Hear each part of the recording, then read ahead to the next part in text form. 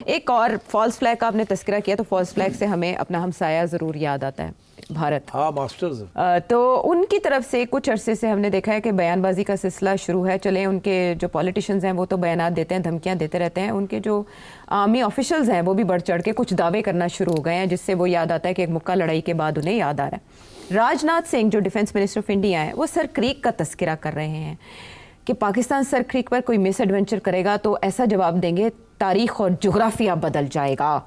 तो आपसे मैं ये जानना चाहूँगी कि ऑपरेशन सिंदूर तो उन्होंने जारी रखा हुआ है, तो ये पाकिस्तान को धमकियाँ क्यों? वो इसलिए क्योंकि अकॉर्डिंग टू इंडिया हम वहाँ अपनी मिलिट्री फैसिलिटीज़ बना रहे हैं सर क्रीक में।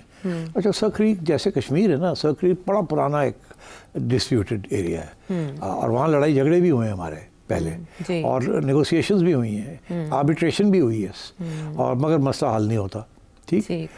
तो अब पाकिस्तान अकॉर्डिंग टू इंडिया वहाँ पाकिस्तान को अब अच्छे हथियार मिल गए हैं चाइना से एंड सो ऑन, तो पाकिस्तान वहाँ बेस बना रहा है, अपना एक मिलिट्री फैसिलिटीज़ बना रहा है। अब I don't know if this is true और not, but if it is true तो बड़ी अच्छी बात है, पाकिस्तान का हक है जहाँ भी वो चाहे बना ले।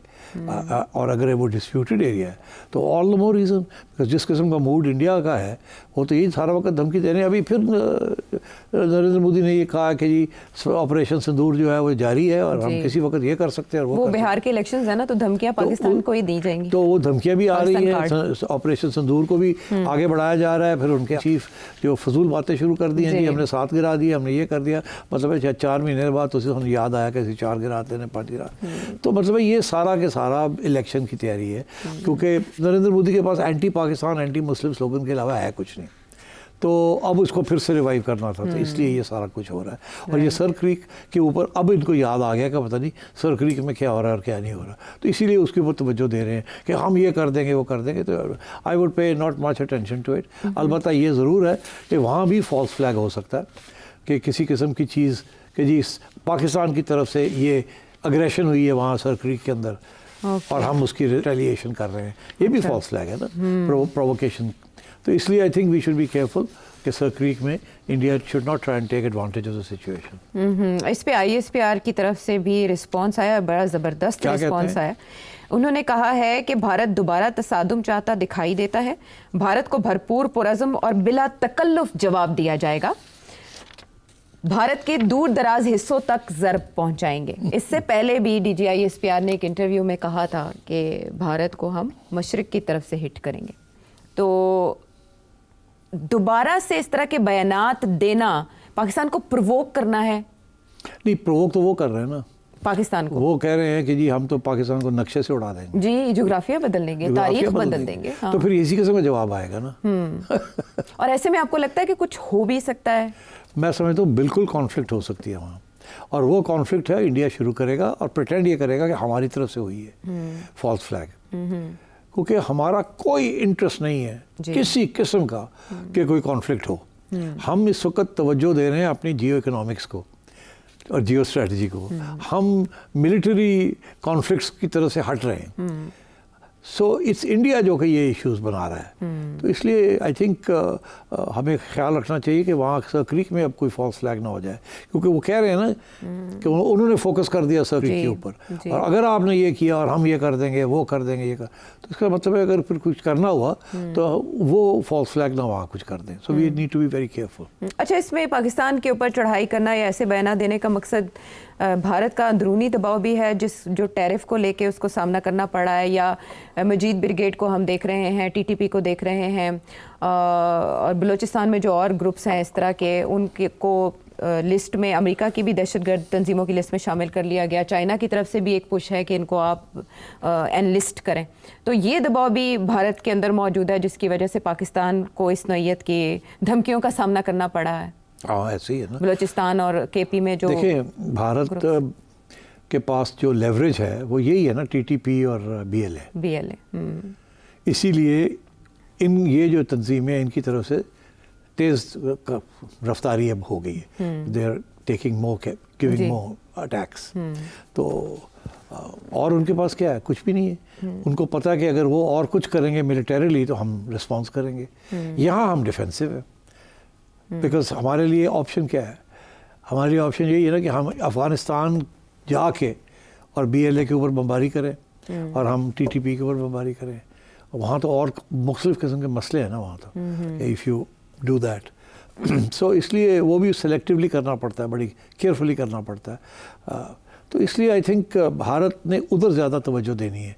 मगर ये फॉल्स फ्लैग बिल्कुल कर सकते हैं, बिकॉज देखिए ना, इनकी जो फ़ौज है ना, आर्म फोर्सेस, वो इस वक्त जैसे कहते हैं ना, ज़ख्मी है, वुंडेड है, वो उनकी प्राइड वुंडेड है, वो बदला किसी न किसी तरीके से लेना चाहते हैं, बिकॉज उन्हें भी इस बात का एहसास है कि हमारी पब्लिक जो है ना, वो हमारी सारी बात मान नहीं रही है। पब्लिक कह रही है कि हमारी पिटाई हो गई, तो किसी न किसी तरीके के साथ हमें कुछ करना है। और वो ढूंढ रहे होंगे, प्लान्स बन रहे होंगे, इधर ये कर सकते हैं, इधर ये कर सकते हैं, इधर फिर उधर से दूसरी काउंटर गेम प्लेइंग कर रहे होंगे ना, कि अगर हम ये करते हैं तो वो क्या करेंगे पाकिस्तानी। तो इधर भी ये होगा कि अगर ये करते हैं तो हम ये करेंगे, ये करते हैं तो हम ये करेंगे। तो ड्राइंग बोर्ड्स के ऊपर दोनों आर्म फोर्सेस बैठी हुई हैं सिनारियोज तैयार करके। मगर हमारा कोई इंटरेस्ट नहीं है to launch any offensive or even terrorism against India, to look the other way जबकि कोई ऐसी चीज़ हो। बिल्कुल कोई इंटरेस्ट नहीं है। जैसे मेरा पहले दिन से मौक़िफ़ है कि जो पहलगाम है ये हमारी तरफ से कोई नहीं गया, ये उधर से ही सब कुछ हुआ है, ये मेरा पहले दिन से ही मौक़िफ़ है। हमारा इंटरेस्ट ही नहीं है, हमें हर्ट करता है। हम इस वक्त इकनॉमिक्स की तवज्जो देना चाह रहे हैं, हमारे यहाँ गुर्बत है, बहुत से मसले हैं, हम उनकी तरफ तवज्जो देना चाह रहे हैं। तो उसको डिरेल करना, इंडिया की कोशिश है कि उसको डिरेल किया जाए। इंडिया की कोशिश है कि हमें कॉन्फ्लिक्ट के अंदर इन्वॉल्व किया जाए, ताकि फिर दुनिया के लोगों जी ये पाकिस्तानी जो है फिर ये कर रहे हैं। और हमारे जो सारे इंटरनल प्लान्स हैं फॉर कंसोलिडेशन, स्टेबिलिटी, डेवलपमेंट, वो सारे डिरेल हो जाए। It's in India's interest, not hours. तो हम कभी भी नहीं पंगा लेंगे, हम कभी नहीं इस किस्म की कोई चीज़ करेंगे। मगर इंडिया चाहता है कि आप करें, अगर नहीं करेंगे तो हम करवाएंगे और फिर आपको विल टेक यू ऑन। अच्छा, इससे पहले जब मई में मामला हुआ तो अमेरिका की तरफ से ख़ास दिलचस्पी ली गई और उसके बाद बार बार सीज़ फायर करवाने का क्रेडिट भी लिया गया। इस तरह की धमकियों के बाद कि उनके आर्मी चीफ भी कह रहे हैं ऐसी कार्रवाई होगी, पाकिस्तान को सोचना पड़ेगा कि दुनिया का हिस्सा रहना चाहता है या नहीं, और वज़ीर दिफा ये कह रहे हैं, वज़ीर आज़म ये कह रहे हैं, क्या अमेरिका की तवज्जो इस तरफ मबजूल कराई जा सकती है? नहीं, मेरा ख्याल है वो इस वक्त डोमेस्टिक प्रेशर बहुत ज़्यादा है। नरेंद्र मोदी की पोजीशन कमज़ोर हो गई है, कांग्रेस गांधी की पोजीशन बेहतर हो रही है। नरेंद्र मोदी और उसकी फॉरेन पॉलिसी जो है वो क्रिटिसाइज़ हो रही है इवन इनसाइड इंडिया, जो पहले शुरू के दिनों में नहीं थी, बाद में आहिस्ता आहिस्ता जब हकीकत पता चलनी शुरू हुई तो वो भी there he is under attack, he is feeling weak. तो जब ये ऐसे होता है तो सियासतदान इस किस्म की चीज़ें करते हैं जो भी और अब वो इलेक्शन जो है कल, अगर वो इलेक्शन हार जाता है तो बीजेपी इज़ आउट। आप समझे, ये नहीं कि उसकी गवर्नमेंट गिर जाएगी, मगर इसका ये मतलब है कि टाइट टर्न हो गई है। अब इसके बाद they can not expect to win any election, अब कहीं और जा रहा है, मूड, पब्लिक का मूड फ़र्क हो गया। तो हमेशा हर जगह पे जब इस किस्म की कोई क्राइसिस पार्टी फेस करती है तो हमेशा एक्सटर्नल फैक्टर नेशनलिज्म की तरफ उभरती है या रिलीजन की तरफ उसको ले जाया जाता है, ताकि लोगों के आंखों के ऊपर अंधेरा करके और उनको ब्रेन वॉश किया जाए ऑन आइदर नेशनलिज्म और रिलीजन। तो इंडिया के अंदर both religion, BJP, Hindu, and nationalism, anti Pakistan, तो ये दोनों चीज़ों को अब वो ज़्यादा अहमियत देंगे और भी ज़्यादा देंगे in order to win this Bihar election. ठीक है, इसीलिए आउट ऑफ नोवेयर इस नौइयत के बयानात आ रहे हैं कि वो रीजन्स जिनका तस्करा इससे पहले नहीं आया, भारत वहाँ भी इस तरह की हरकतों की पेशगोई कर रहा है या इशारे दे रहा है। तो ISPR की तरफ से भारत को ये जवाब दे दिया गया है कि अगर नई लड़ाई छिड़ी तो पाकिस्तान पीछे नहीं रहेगा और अब की बार जवाब पहले से भी ज़्यादा ताकतवर होगा, जोग्राफियाई तहफ़्फ़ुज़ की देवमालाई सोच को तोड़ देंगे। तो देखते हैं कि अब इसके पर भारत क्या जवाब देता है।